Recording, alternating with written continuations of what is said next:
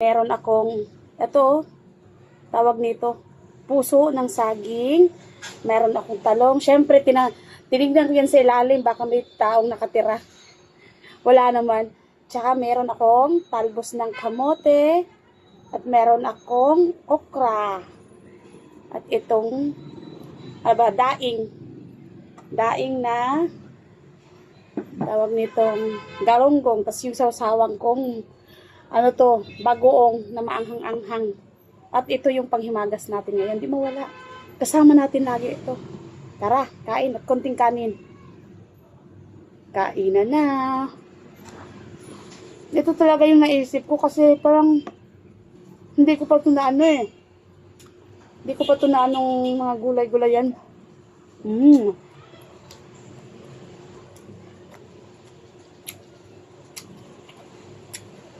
Puro nilaga lang to.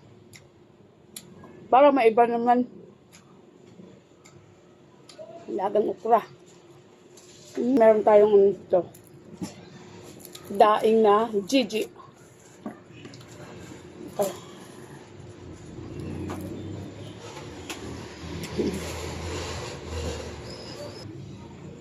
Itong puso, nilaga ko rin. Ano to? Ano ba tawag nito? Kardaba sa probinsya. Harap pala. Ang ganito, isaw-saw lang. Harap. Kailangan natin kumain. Because gulay is life. Makulay ang buhay sa nilagang gulay. Talong. Nilaga ko rin ito.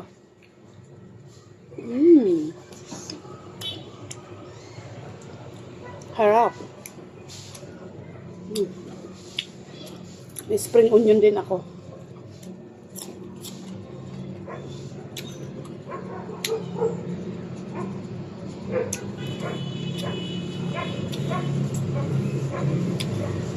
Gulay is life talaga, grabe.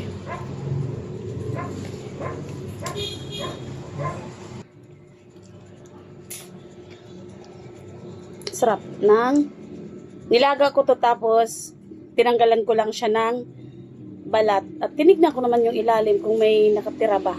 Wala.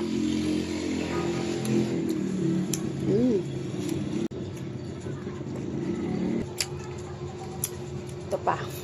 Sausaw natin sa bagoong.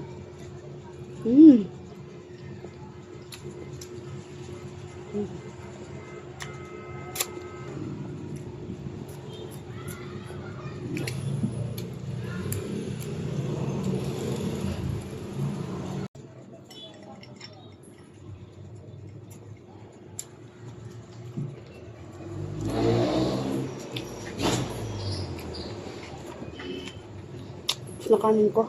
At syempre, hindi mawawala yung paborito nating mangga. Kasama ko to lagi kasi samantalahin natin ngayon. Medyo mura to eh. Pag hindi kasi kasagsagan ng mangga, medyo pricey din siya. Kaya ito. Sarap. May bagoong ako. Maanghang. O, diba? Hindi pa rin ligtas. Sarap.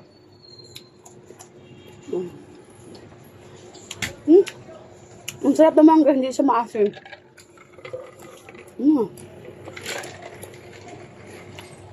Paubusin ko to. Paubusin natin to kasi hindi siya masyadong maasim. Yan, sarap sa bagong. Yum.